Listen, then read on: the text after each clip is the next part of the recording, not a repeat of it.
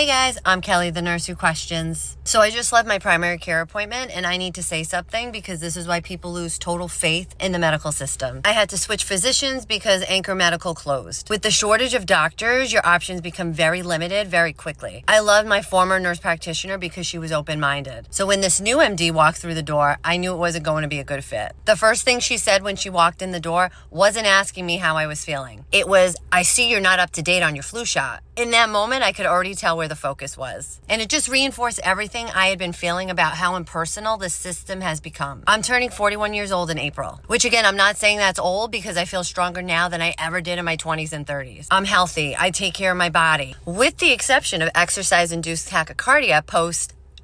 But we'll get into that in another episode. I pay for my health insurance because if I don't, come tax time, I get hit with a massive penalty. Meanwhile, most of the doctors I actually want to see don't even accept health insurance. And that right there is my point. So I show up proactive, informed, asking for a comprehensive hormone panel because I'm approaching perimenopause. I'm noticing increased hair shedding. And I want baseline data so I understand what's going on physiologically in my body before shit hits the fan. And trust me, I've worked with women my entire life. I've seen firsthand how much they struggle during menopause. And that's not something I want to white knuckle through if there are options to make the transition easier, which there are. I am definitely not trying to say 20 forever. I am completely aware that that is not realistic. And like Bill Burr said, I don't want to look like some ambiguous age from 25 to 52 in a reptilian way.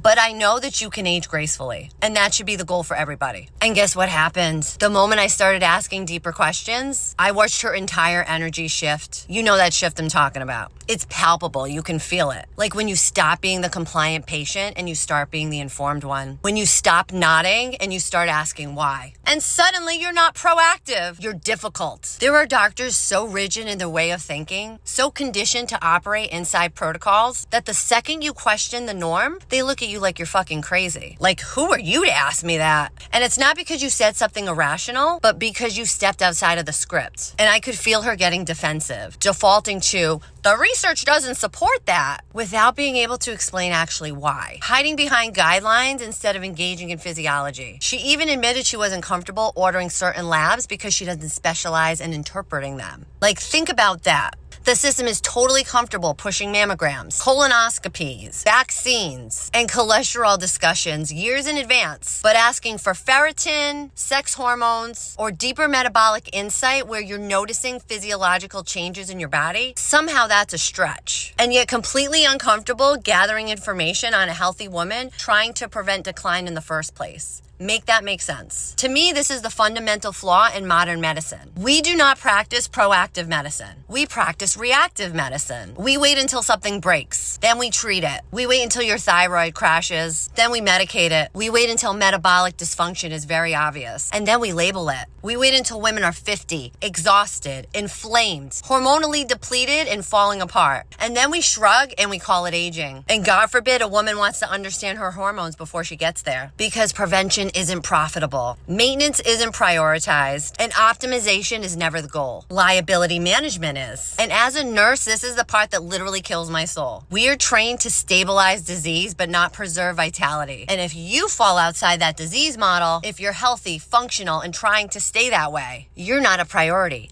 You're an inconvenience. And you become the difficult patient simply because you refuse to wait for dysfunction before you start to give a shit. I am definitely not asking for reckless testing. Ownership over my physiology. I don't think healthcare likes that. Because hormones do change. Perimenopausal is real, especially with all of the endocrine disruptors going on today. And pretending those signals don't matter until they become severe pathology isn't healthcare. It's delayed intervention. And this isn't about distrusting doctors. This is about recognizing the limitations of a system designed just to treat symptoms and not the root cause. So yes, I will seek out practitioners who understand preventative physiology. And yes, I will pay out of pocket because it's clear to me that I have to. And yes, I will continue to ask questions, even if I'm a pain in the ass. And if anybody knows a great PCP or an endocrinologist, shoot me a message. Because waiting until my body falls apart to finally qualify for care is not a plan. And women deserve a whole lot better than that. And so do men. We'll get into testosterone in another episode.